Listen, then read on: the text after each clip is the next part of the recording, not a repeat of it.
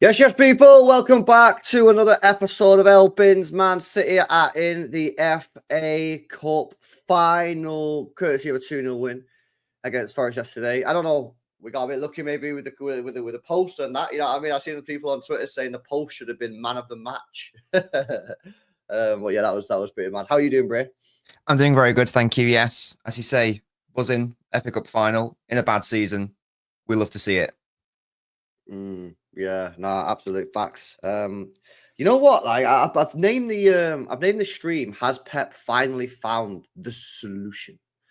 Because the last few games, I think he's got his tactics spot on, and like before the games, we've seen the starting 11s, and people are questioning the starting 11s, and like we've still said, both of us, I think that we would still rather see Nico Gonzalez in the side. However, like the overall setup, the overall tactics of Pep, what he's doing, I think he's like just getting it spot on, man. And like it makes me think, what has he actually done that's changed this team into getting this winning formula? Because we're now 8 games unbeaten, which obviously, if you go back like four months ago, whatever, it was like we were never going to do that. Like, what do you think is been the main change? Because I asked this yesterday to the chat, and like some people were saying it's the defense. We've finally got some stability in the defense. Some people are saying we're pressing better. What do you reckon's like? What do you reckon's gone on here? Because something's happened. Yeah, so there's a combination of things all happening at once. I think I do think that you mentioned it there. First thing is that we do actually have a stable back four for the first time this season. Really, I think throughout the season we've sort of and ahed about what's the back four going to be today, what's it going to be tomorrow. But for once, we can now sort of accurately predict what do we reckon our best back four is going to be. A huge part of that is O'Reilly coming into the side at left back and doing really well. That's, of course, allowed Gvardiol to play at centre back. And even though I do still think that he's best placed on ball higher up the pitch, there's no doubt that off ball he is obviously best at centre back. I think so. That back four just on its own is probably our strongest, most imposing back four that we could probably put out, based on experience as well. So that has definitely helped. The individual performances of Kovacic have also helped. He has had a lot of bad games this season, but he's also had a lot of great games, particularly given the context of the fact that he is not Rodri, but he's doing his best to try to be that defensive midfielder. So I do think on an individual level, he has just played very well the past few games. But then there is also the systemic situation where Pep has just totally changed the formation. And with that, which is now a 4-2-2 on ball, and with that, it is a far more centrally congested side, which means that when we lose the ball in the center of the pitch, it means that there is less distances between the opposition and us. So it means that we can more readily press them. So it means that we are more likely to get the ball quicker. And it means that we are less vulnerable to a counterattack. It also means that we are less easy to play through the middle. And for the last couple of games as well, we've been playing with an off ball with 4 pressing players, so like a 4-2-4. So we are committing more bodies to the press. And it means that teams are finding it harder to play through us again. So I think all of that is all happening at the same time. And I think that is ultimately the reason why we are now playing better as of late. I would also say that the opponents are not the level of like we're not playing Liverpool, we're not playing Arsenal. I know we are still playing Forest and whatnot, but there have been some relatively favourable fixtures in there as well. So I think all of that combines together. And I think that leads to what we have now, where we're looking at a relatively happy, stable-looking City side, and we haven't lost since when was it? When was the last time? Was it Madrid or was it Forest? I can't remember. It was a while ago. Either Forest way, after Madrid, yeah. I don't know. Yeah, but there or thereabouts. So yeah, that's a long-winded answer. But the point is that I don't think there's one thing that's changed. I think a lot of things are all happening at once. I think there are a lot of moving parts here. Partly stability of the back four, partly just the general in possession and out of possession structure, and partly just individuals like Kovacic just having better games than they were a couple months ago. Yeah. No, it's funny that you use that word stable because I think that's what this team is now. It's a stable team. Yeah, when Mm. I'm watching this City side, yeah, even like when Morgan Gibbs White had that shot, which the volley, which hit the post. Mm. I feel that like if that happened like 3 months ago, I feel like we would have conceded straight away after that. Like we would have got Yes. rattled. Like, oh my god, he's just hit the post. Oh my god, shit. Everyone would have started panicking. Panic Stations FC. They end up doing some stupid stuff, and we would concede within like literally a couple of minutes of that because the team would be rattled. Whereas yesterday, the guy at the post with that volley, and we just got back on our game, started passing the ball around, moving it around, and it feels like a very stable environment. And when you have a stable environment, it allows players to play football and thrive. Mm. You're looking at Nico O'Reilly, who's coming to the side, who's doing well. Look at Rico Lewis yesterday. Hmm. Yeah, look at Rico Lewis yesterday. The stable environment, he can then play his game. He had a good game. Kovacic playing good as well. So, and obviously you've got Marmoush up top doing his thing. The team now, it does resemble a decent looking side. It still needs to improve. Of course it does. I don't get it twisted. Like we still need to spend a lot of money in the summer and rebuild this team. But the system now is allowing the players to be solid and get those results. And the proof's in the pudding. We're 8 games unbeaten now, Mm. which is a decent little run. And I'm hoping that we can go unbeaten for the rest of the season now. And make it what 13 games unbeaten would be pretty good. You know what I'm saying? But Hmm. yeah, no, I think credit has to get a lot of credit.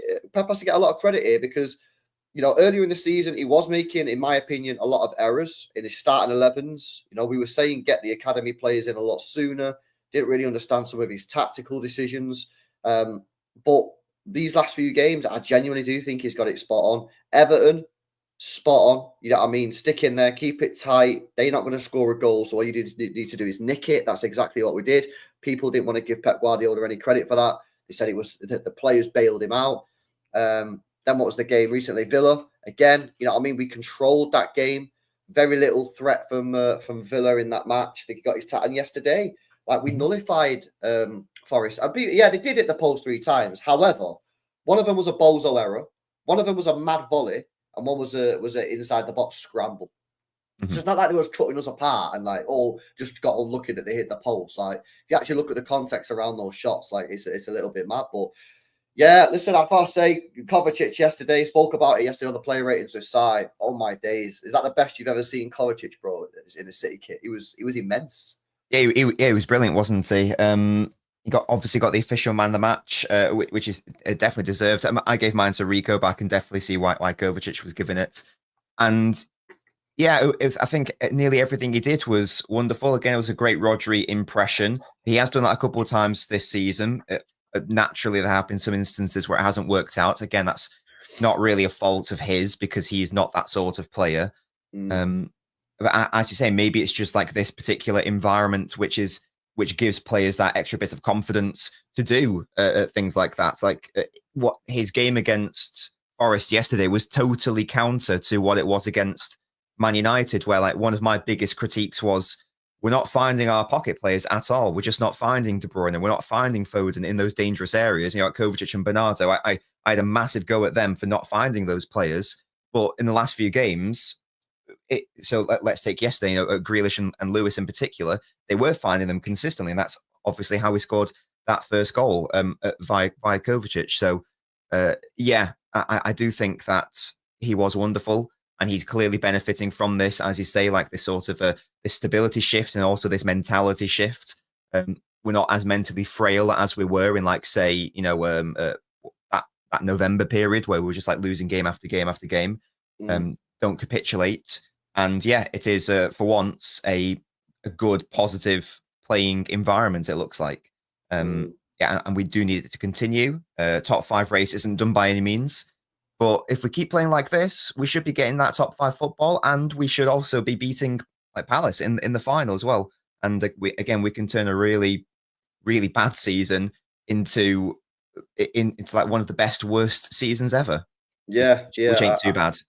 I know. It's quite funny actually because like I can't remember who posted it. I think it was Lads on Twitter. He put, "What would you rate the season out of if we got top five and won the FA Cup?"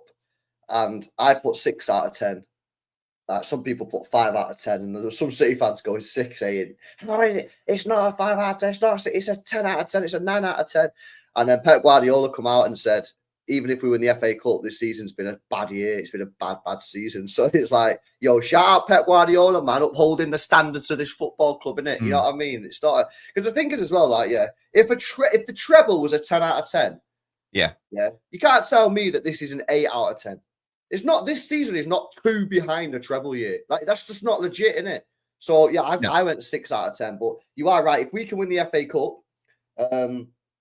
finish in that top 5, then for me, yeah, that is pretty impressive considering how bad we were earlier in the season. And yeah, you know, and again, give you confidence going into next year as well. Then yeah, and you can't win the league every year, and you can't win the Champions League every year because we were already making history by winning it 4 times in a row. So the chances of us winning it 5 times in a row were pretty slim. So that context does have to be accounted for as well. But yeah, I'd give it a 6, or like I think 7 is the highest you could do. 6 or 7 is probably there or thereabouts. If you consider context, then it's even higher. But if you consider like context of like where City want to be, obviously it's a little bit lower. But yeah, again, if you're going to have a bad season, make sure that you get to Wembley and make sure you still get Champions League football, I guess. Yeah. Oh, yo, big up Luke as well. Says it's his 25th birthday today, so I walk back. Yeah, big up, man. Have a good day, innit? Do you know what I mean? Hopefully get some nice weather. So yeah, big up to you, bro. Bash these likes up, people, if you've not done so already.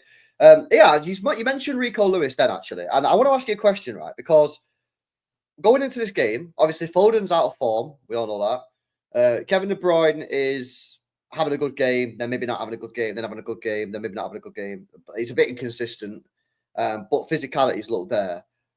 Was you surprised to see that neither of them two was in the side in that attacking role, and Rico Lewis? And why do you think he played Rico Lewis? Obviously, it works. He got the goal after 1 minute 51 seconds, but what was it? Do you reckon it was his energy? Because Rico Lewis never stops. He never stops running. Does he? He's always active. He can give you that energy in the midfield, the pace. He's always looking for a forward pass. But what do you actually think? I don't know if Pep spoke about it. I'll try and pull up some quotes, see if he's said anything. But why do you reckon he picked Rico Lewis over Kevin De Bruyne or even Foden? Yeah, well, I don't even know if like Foden's still back from his injury. Is it fully? I don't know what the situation is there. De Bruyne again has played a lot of football, so it does make sense to rest him. I would say that the Lewis selection wasn't even like my first port of call. I was looking more at like Jack Grealish starting. I was a little bit confused at that because it was a semi-final, and I thought that that Pep was sort of done with Jack. So the fact he was starting him in a semi-final, that was the one I was most confused about. I could understand Rico Lewis starting a little bit more, in fairness, because if you are up against a side like Forest, then you are going to need a really good player who operates in those pockets and in those smaller spaces. So you need a small space player. That is someone like Foden, but if he's not available because he's maybe not fully recovered from his injury or whatever, and Bob obviously is not available because he wasn't even on the bench, and McAtee wasn't available because he was suspended, then I think that you are looking at Lewis as being like that sort of perfect player who is able to ghost into those areas of space. You mentioned how he's able to consistently run and provide that energy as well from a pressing perspective. Yeah. And I think that was maybe the reason why. And again, if you're playing against a defensive side in Forest who aren't going to give you much space vertically, then you need players who don't mind playing in that environment. And that's what Foden, Bob, Lewis, McAtee, that's their game, really. So I think at least one of them had to start. So, and given the context of all the others, I think it probably makes a bit of sense that Lewis started, in fairness. Again, given the level of the opposition, Forest were never really going to press us unless we took the lead. That's not their game. And ultimately, it paid dividends. That's how the goal was scored. Lewis picking up the space in the pockets.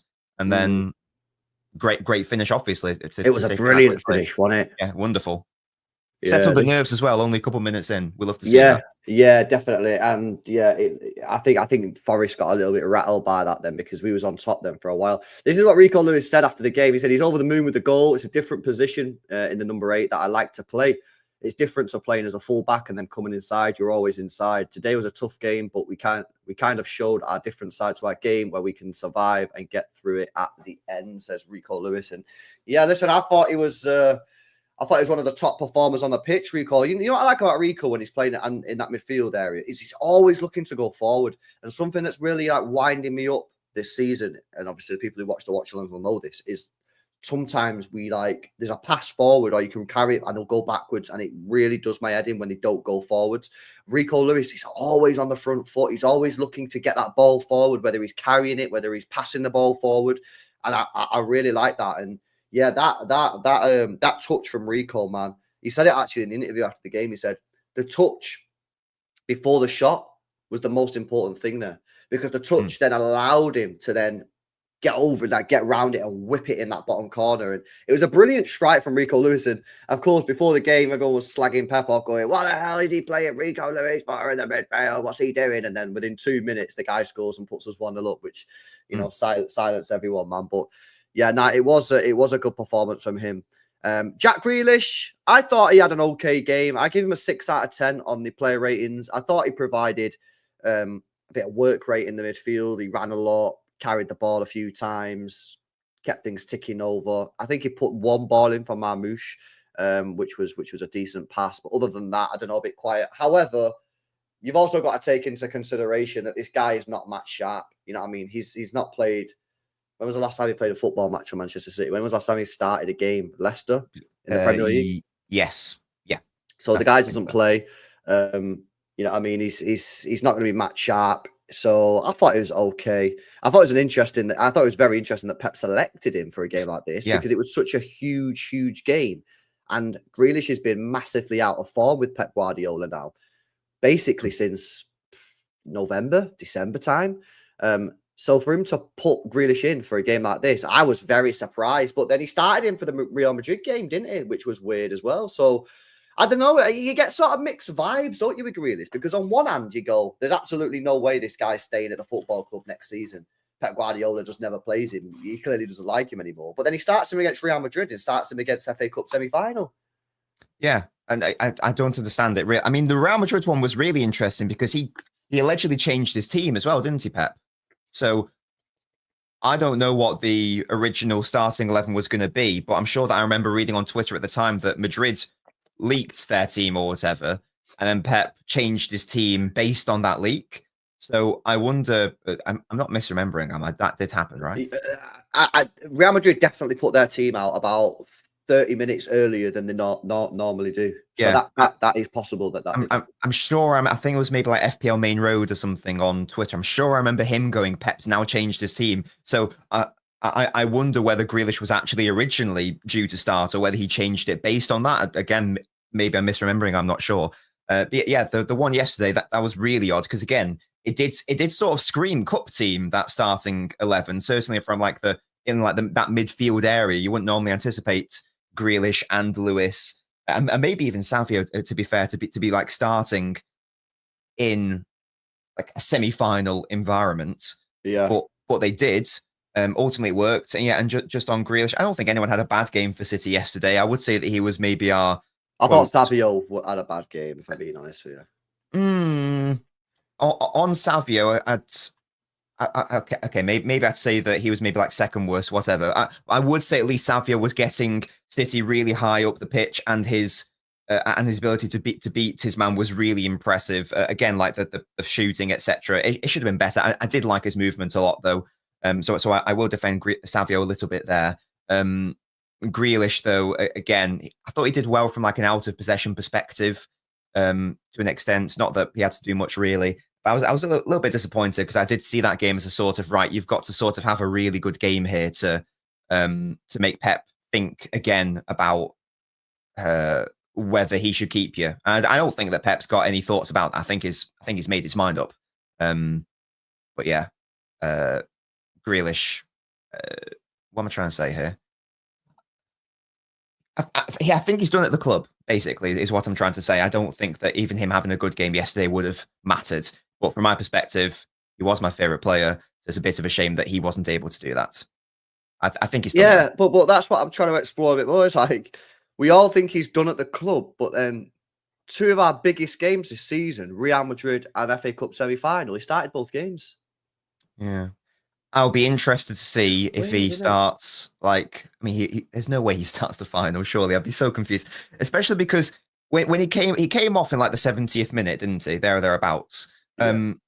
That would have been the perfect environment to bring him on, because that's now what he is. He is a player who you bring on in like the last 20 to 30 minutes to see Yeah. out the game, to win fouls, and to slow the game down and to just like regain control. So it was sort of like the exact opposite. We didn't really get the benefit of him of that ability on the pitch because we didn't really need it at the time. But when we did sort of need it in the dying embers, he was getting off the pitch. So again, a bit of an odd one, and that's why I probably wouldn't have started him. But again, I don't know about the fitness situation of other players. Obviously, Pep is still keeping an eye on the fact that we haven't guaranteed top 5 football and Champions League football yet. So maybe that was also on his mind as well. But yeah, I'm with you. That was the most odd selection for me. I wonder what would have happened if McAtee wasn't suspended. Would he have gone with like McAtee and Lewis in that area instead? That might have been interesting, especially because McAtee's left-footed as well. So on that left central midfield area, that probably would have actually been a little bit better as well. Yeah, very strange indeed. Again, I don't know. I've not watched the press conference from after the game. I imagine probably not, but it would have been interesting if a journalist would ask this question. You know what I mean? I think a journalist needs to ask this to Pep at a press conference. Say, you've started Grealish in one game in the last 17 Premier League matches, which indicates that you don't like him. Or you know what I mean? That you don't really like him on the football pitch. But you've started him against Real Madrid and you started him against the FA Cup semi-final. Please explain. I'd love someone. Why journalists need to ask that question and see what we should be permitted into that room. We'd ask the questions that the people want. Bro, it's just like it's such IRL live stream, GoPro. Yeah, but it's just such a curious situation because it's just like it just doesn't make sense. On one hand, you've got a complete extreme of it, like he literally does not play any games in the Premier League. Yet then in the cup games, he's starting some of the biggest games we've had this season. I just don't get it. And yeah, it'd be pretty cool if a journalist would ask Pep that to see what Pep would say about it and see if there's like an actual answer that like makes sense. You know what I'm saying? So yeah, anyway, guys, smash these likes up if you've not done so already, man. 500 people locked in right now. Let's get these likes to at least 150, man. 25 people out of 500. Smash the likes. So make sure you guys are subscribed to the channel as well if you're new. Can we speak about the defense, bro? Because something that we've not had this season is a stable back four. We've not had one all season. Constantly chopping and changing, apart from Gvardiol at left back, the left-sided centre-back, the right-sided centre-back, and the right back, completely changing all the time, whether it's due to form, whether it's due to fitness, usually due to fitness and injuries, but it's constantly changing. This back four for me now is looking good. They've not conceded an open play goal in the last 4 games. Yeah, the only goal conceded was the penalty against Aston Villa.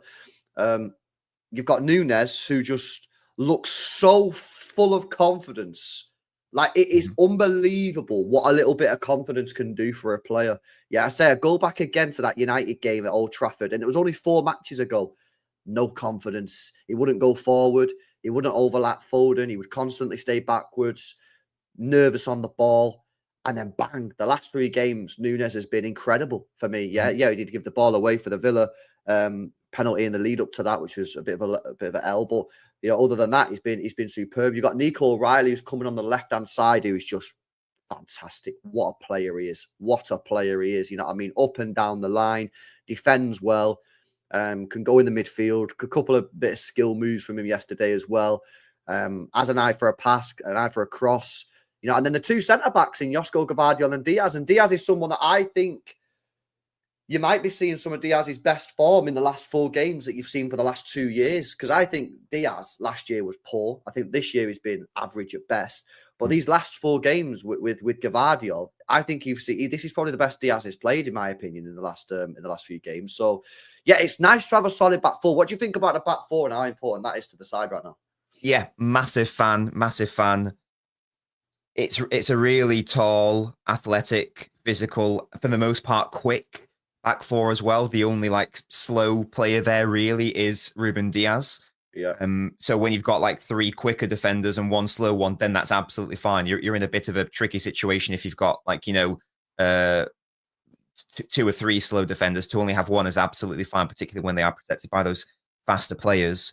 I think that, I mean, Nunes has to play it right back right now because we don't really have any other options, in fairness. But I think that maybe the biggest thing that's happened from a defensive perspective, and this isn't like a revelation because we all knew that Gvardiol was going to be better defensively at centre back rather than left back.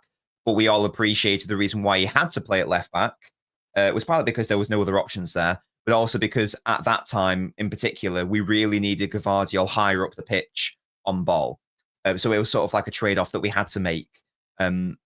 We've now done the opposite. We've now done the defensive trade-off, and obviously Gvardiol just looks so much better defensively in his actual position because even though he can do a fantastic job at left back off ball, he's ultimately not a left back. We all knew this when we signed him. Again, he can do a job there, but he's not as good defending out wide as, like, let's say, Inake, for example. He's not as comfortable there. Again, that makes sense. With that, you also get a left footer at left centre back and a right footer at right centre back. And I know that this is now moving more into one ball territory, but it does matter from a transitional perspective as well. I think it's also why we're not giving up as many counter attacks. Is that when you had Diaz at left centre back, you've got a right footer there, and he's not able to as easily play out from the back because the angles aren't there for a right footer on the left. You get a left footer on the left and a right footer on the right. And now all of a sudden they can find those angles and the pitch opens up a lot more. We're now seeing, especially in that Villa game, how many pings from the right to the left did Ruben Diaz do? He's really good at that, but he's not ever really able to do that when he's playing out on the left. And again, I know I'm talking about on ball here, but that does lean into the defensive side as well, because it means that City give up the ball less, and it means that we can have more dangerous build-up and counter-attacks as well. So, and that's only been allowed by Gvardiol moving to left centre-back. Because otherwise it was Diaz playing there and those angles aren't on for him. So that's probably been the biggest thing, Gvardiol moving. But the only reason Gvardiol's been able to move is because we've had someone be able to play at left back instead of him. So you could actually say that maybe O'Reilly has been the most important player within that, because whilst Gvardiol has been that best defender, I would say, he's only been able to play there because of O'Reilly and because of his ability to just defend well in the first instance, but also provide that overlap as well at left back, which again, even Gvardiol really wasn't even providing because he preferred to go more centrally, you could say. So I would say that if there's like one who's like the most important player in this transformation, it's by virtue of domino effects, it's O'Reilly, I think. So he deserves massive plaudits. That then I think leads us into a question of, does Pep deserve criticism for not starting him earlier at left back, or do we go, which is obviously the correct thing to say in hindsight, or do we say that it would have been wrong to throw in a 20-year-old out of position when we're on a losing streak? Now, I don't necessarily agree with the latter. I'm just offering it as, like, Pep would argue that I couldn't do it when we're losing game after game after game. It would have broken him, in a mentally weak side. I'm not saying it was right or wrong, but either way, it's happened now and it's working. And I think that O'Reilly saved us like 50 million quid, probably. I don't think that he should be our starting left back in a season where we want to win the Premier League. I do think he can definitely be an option there, and he could definitely be an option in midfield as well. It's still an area we should improve on, but I do think that he's a proof of concept. And I think that he's now clearly established that we don't even need to go out and buy a backup left back. We might not even need to buy like this, like a third midfield or whatever, because he can do that. He saved us a lot of money there. So big up to O'Reilly. He's the boy. Yeah, well, Pep Guardiola has said that he's made a mistake. He should have put him and McAtee in the squad earlier in the team. He said it himself. Oh, fair enough. Yeah, he said it now. He said he come out and said, he said he should have put McAtee in the team and O'Reilly in the team back in October, which is when we were saying get him in the fucking team. But, to be fair, yeah. Yeah, no, but no, I big up. That was a good detailed description of the defense, and even Gvardiol playing the ball out to the left hand side. It's not just the fact he's got the ball; it's the way that the left back then receives the ball. Because if I'm a left back, right, and I'm on the wing, and I've got maybe 5, 6, 7 yards until the guy gets close to me, right, the opposition player that comes to press me. If Diaz is passing me the ball, he's probably passing the ball to my feet are slightly behind me to make sure that he's not playing the ball into a dangerous area, right? Where the guy's going to be. Whereas Gvardiol, because he's left-footed, he can play the ball slightly in front of me and I can come onto the ball, which means I'm looking at the defender. Whereas Diaz gets the ball, by the time I've received it, the guy's pressed me, which means guess what's happened? I've got to go back. And I feel like having Gvardiol at left back and having Nico O'Reilly having Gvardiol left-sided centre back and Nico O'Reilly left back, it allows us to play out and it allows Nico O'Reilly to receive the ball and go forward with it. Where there was so many times where Diaz had passed the ball to Gvardiol, and because he's passing the ball to feet, he's not able to turn and go forward as much because he's being pressed, so he's got to go backwards. And that then triggers the press from the opposition. That ball goes back to Diaz. Diaz goes back to Edison or Ortega. They go long, we've lost the ball. And that used to happen so many times. And that's why I used to go sick at them not going forward all the time. And now you've seen us being able to go forward. And I feel like teams are not pressing us as much because we're actually playing out from the back better. And they know that if they press us now, we're able to beat their press. And that means we'll be away. So this little tactical shift of bringing Nico O'Reilly in at left back and moving Gvardiol at centre back, I think it's been a masterstroke, to be honest with you. And I actually think that Gvardiol's got even better. Because for me, Gvardiol was my player of the season, all season at left back. Yeah. Now he's gone to centre back these last 4 or 5 games. I think he's skyrocketed past everybody else now. I don't think anyone comes near Josko Gvardiol in terms of player of the season. And now he's getting a little bit of a relationship going with Ruben Diaz. Ruben Diaz is now starting to look a little bit more solid. Yeah, I still would like to see Huzanov in the pre-season with Gvardiol just to see how it is, just to test that out. Just because that's the future, I think, definitely. Yeah, I think it's something that we need to look at because of the pace that Huzanov brings. I think that is something that we can look at. And if it doesn't work, put Diaz back in there. That's cool. But you're seeing that partnership now, and they're heading everything away. Everything gets dealt with. Well, 99% of stuff gets dealt with. That's probably helping Nunes as well because Nunes now has a solid player. I mean, not to shit on Akanji or anything, but Akanji's had a bad season in my opinion this year. I think he's been poor compared to the last couple of seasons. So Nunes has not got Akanji next to him now. Nunes has got Diaz next to him, and Diaz is now more confident because he's now playing with Gvardiol, and because the them two are playing there, O'Reilly's probably confident. It's a confidence thing. We said this for so long. This whole season has been a confidence situation. It's like when the confidence is gone, it was just loss after loss after loss. We were not good. But I said all the time when we was in that, as quickly as we got into that bad run, we can get out of it. And look at us now. We put a couple of wins on the board. We're now 8 games unbeaten. And now we're talking about winning every single game now for the rest of the season. Ending the season, 13 games unbeaten. If we win our next 4 Premier League games, we'll probably finish 2nd or 3rd, win the FA Cup.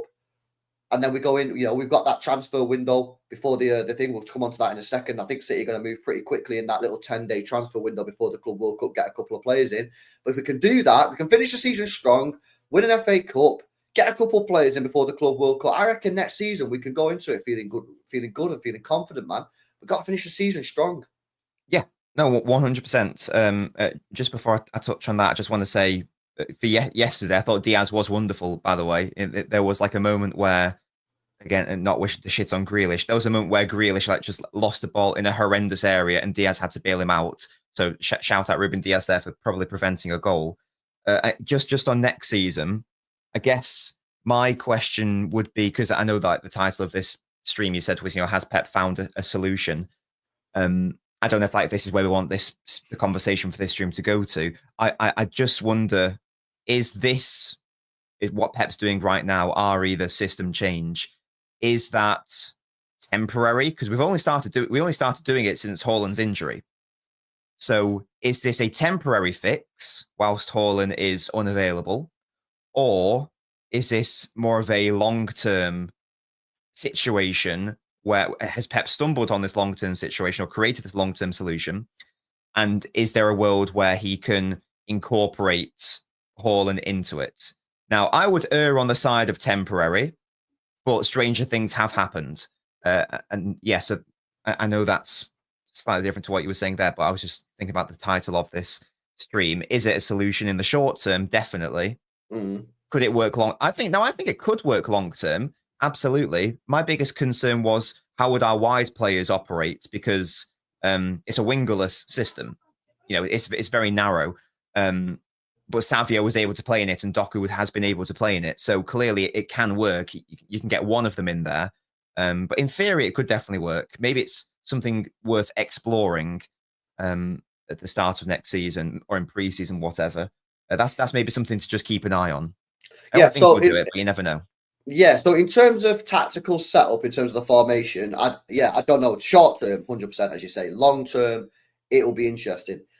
Within the system, i.e., personnel, Gvardiol has to be a centre back for me next year. Yeah, that for me is Yes. non-negotiable. He's got to be a centre back, buy a new left back, or go your own ride if you really trust him. I'm not sure on that yet. Like I say, pre-season, I would try out Huzanov. And there's nothing wrong with this. I don't get why people don't like this. Yeah, I say like, let's try out Huzanov and Gvardiol in pre-season.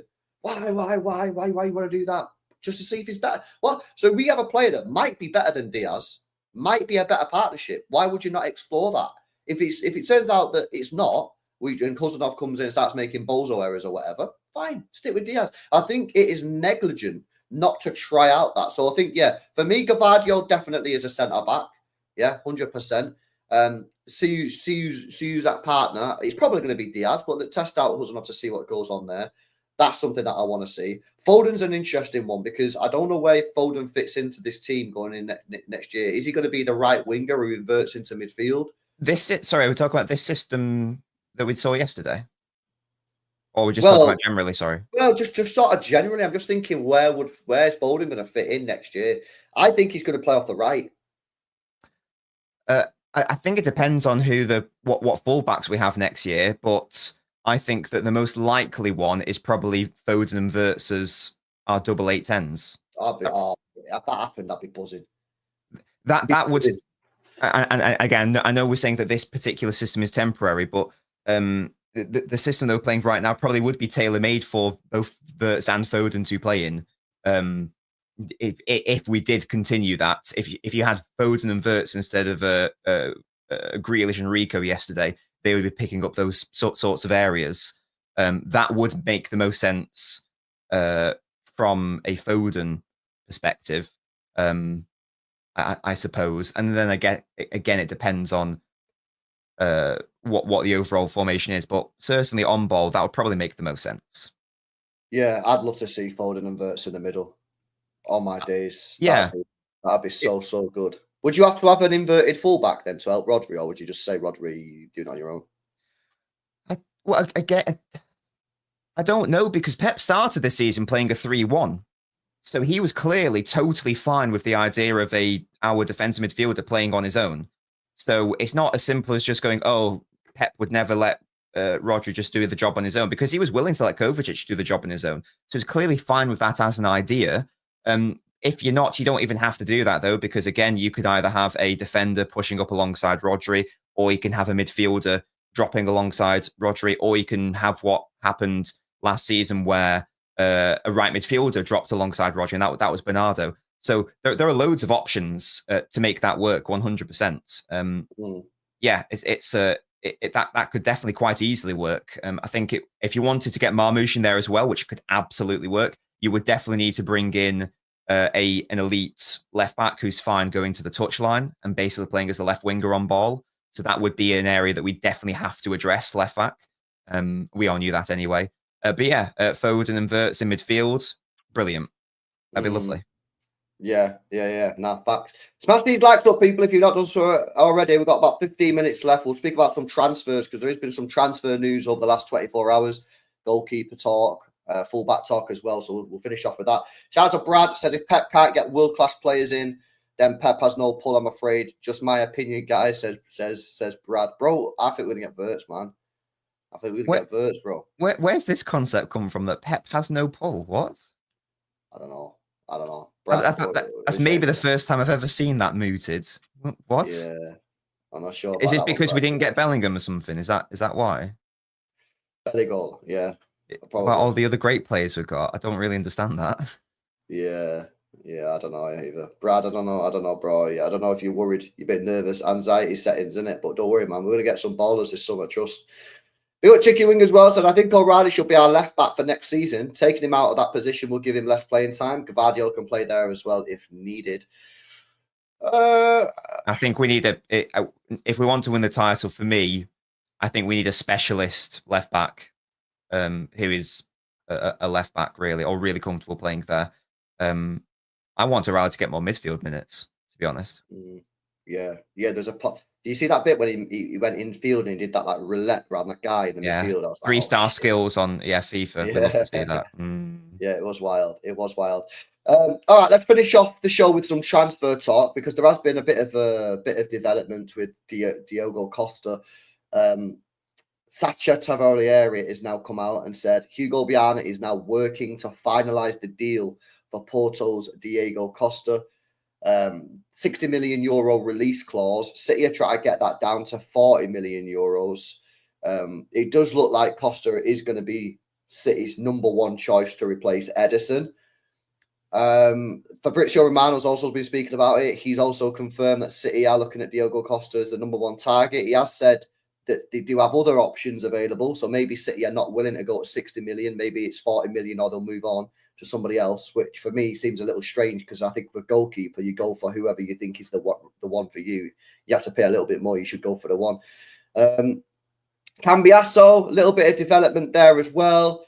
Apparently, there's been some rumours that City are a little bit nervous about him form-wise since January, but I just think that's a bit of nonsense, to be honest. I still think Cambiasso is going to be done. And my prediction, I think Costa and Cambiasso will be Manchester City players before the Club World Cup. I know people will say, but Juventus are in the Club World Cup. I don't think it matters. I think we get Cambiasso and Diogo Costa before the Club World Cup in that 10-day period. I think we sign them both. Any thoughts? They would be good signings, definitely. You know, I've made it known that Costa's not my number one choice, but he's not like a shit goalkeeper. He would, whoever you think should be our number one choice, like based on like Costa's traits, he's still like at least a top 5 option, like at least top 3 option for us based on like what he is as a keeper. He's not my number one, but he's not a bad keeper by any means. Cambiasso probably would be my number one choice as a fullback option, given that we've now decided that Gvardiol is going to play at centre back next year. That therefore means that yes, we've now added the need for a left back. He can also play at right back, of course. He does different things depending on if he's at left back or right back. There's no reason why he can't learn to do both on both sides because he is that versatile. But just by virtue of numbers, we need both now. Because with Gvardiol moving to centre back, that's lovely, but we've now lost our left back. So now we need a left back. And if Cambiasso is going to be that player, lots of people are saying, well, bring him as a right back. Well, if Cambiasso's at left back, that means we also need a right back. But you don't need a centre back anymore. Indeed. But I didn't think we needed a centre back anyway, to be fair. So that for me was determined on what we do with Vita Hayes, because I think Vita Hayes is going to be loaned. Oh, yeah. I guess to be fair, it does also depend on what's happening with Stones and Ake. Like if we get rid of both of them, for example, then that's a different conversation, isn't it? We probably keep one. I'd hope Ake could just because if we don't, then does Gvardiol become our only left-footed centre back? I think he does. So we need to keep Ake just for that perspective. We touched on. You don't. Yeah. So basically, right, you don't get rid of Ake or Stones. You keep them both. Yeah. And we are stacked with centre backs. Yeah, you loan out Vita Hayes. Maybe Barr as well. Maybe loan him out as well. Yeah, Barr will probably be loaned out. And then your centre-back options then are Gvardiol, Diaz, Huzanov, Stones, Ake, Akanji. Yeah, which is a lot of bodies.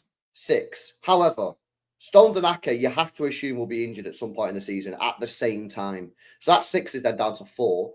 Akanji can be used as a backup right back. It can also be used as a backup left back. Yeah? Because he can play there. Like, I would not get... I've seen people say get rid of Akanji because he's had a shit season.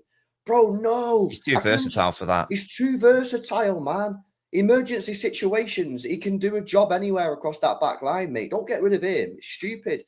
And you're not going to get any money from him anyway, really, any serious cash. But then that then leaves the question of, if Akanji's then your backup right back, you've got Nunes and you're buying a new right back. Do you keep Nunes in the squad?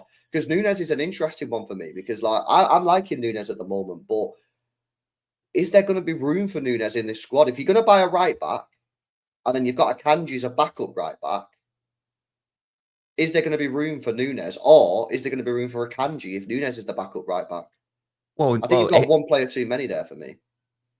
I would disagree because it totally depends on what shape you're setting up with. So yesterday, for example, Akanji wouldn't have worked at right back because Akanji is not able to get up the pitch like a Nunes and be like a right wing back.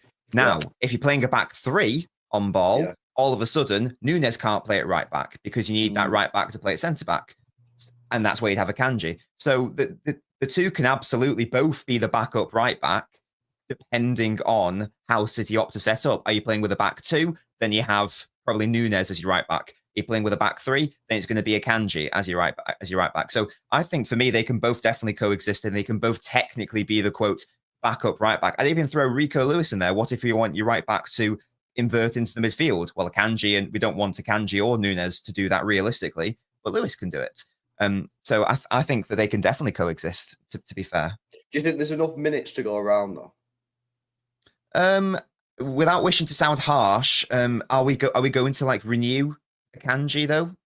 Do we think like are we going to extend his contract? True. Even Nunes? Again, that sounds really harsh, but Yeah, I don't really care. And that sounds really mean. Now I'm saying it, but you know what I mean? Like that they're not like if they knock on the door in 2026 and go, "Oh, I didn't get enough minutes, I want to leave," you're not going to be like, "Oh yeah, it's shit." like okay, well, your contract's up anyway. See ya. Do you know what I mean? It's Yeah. not like we're talking about Echeverry, who is like 20 years old and could be a really good player for us, and now we're concerned about him not getting enough minutes. Yeah, Like this I is, hear it. you know what I mean? These are players who we're talking about. Should they even be here in the summer? You and I think they should, but lots of people are saying maybe they shouldn't even be here. So, that's a chill one for me, to be honest. And again, hopefully we get deep into lots of competitions, especially with the Club World Cup. There's always more games. There's always loads of minutes to go around. Nunes can play out wide. He can play in midfield in some, like, against bloody Sparta Prague at home. Akanji can play at centre back again in these like easy early stage League Cup games, against like or FA Cup games, like against Bury, whatever. So yeah, all good, I think. There. That's a good point, to be fair. All right, buzzing. Anything else you wanted to speak about, Bray, before we wrap it up? I don't think so. What do you think of Gibbs White last night? I thought that considering that Forest had like none of the ball, and he was still able to try to impact the game. I think based on that, he played all right. To be fair, my opinion on him hasn't changed as a City player. I'm very grateful that he didn't score on those two occasions. Yeah, I think that it was all right. I was just touching on Forest. I don't know why Elanga didn't start. I don't know if he was injured or not able to start, but it was so obvious that he was like a missing piece from that first half. And then as soon as he came on, he should have scored. Yeah, so I don't really know what Forest were doing there. But yeah, Gibbs White, it was fine. It was all right. Yeah, did you see the photo of Pep and Gibbs White after the game? Oh yeah, he was like, it looked like he wanted to kiss him or something. Yeah. Yeah. I think he is coming to City. Whatever I may think about that, I think he is sort of coming. I've accepted he's coming. Hasn't changed my thoughts on it, but yeah. Yeah, I agree. I think he's at City next season. And I think Wirtz is going to be at City next season. I'm pretty confident of that at this moment, but we'll see. We'll see what's going on there. I am going to do a stream. I think I might do it tomorrow. I might do a stream tomorrow, chat. I'm going to do a Wirtz timeline stream, man, where we look back at all the journalists over the last 6 months and look at every single thing they've said and see if there's any clues. Because that's what we did with Haaland, and it's pretty cool actually, bro. I don't know if you ever watched it, but like when you do the timelines, like you can fully see who's saying what and like you connect the dots. And when we did it with Haaland, we were pretty legit. And you can work out who's a good source as well, because you can work out who's saying something that then happened. You know what I mean? Like, yeah, but there you go. Anyway, big up to you guys. Make sure you guys smash these likes, or make sure you guys subscribe to the channel as well if you are new. I'm on Midday Live now with Saeed. So make sure you come over there if you want. What you got coming up, Bray? I don't have anything today. I will have some content out in the week. If you want something from me now and you want like more info on the system that I've been talking about and that LB and I've been talking about, then go watch my analysis of the Aston Villa game, because it was the exact same shape and system. As if you want to know why it works so well, as a cheeky 10-minute video for you guys to go have a watch. I believe it's called How Marmoush's Movement Beat Villa, something like that. Something like that.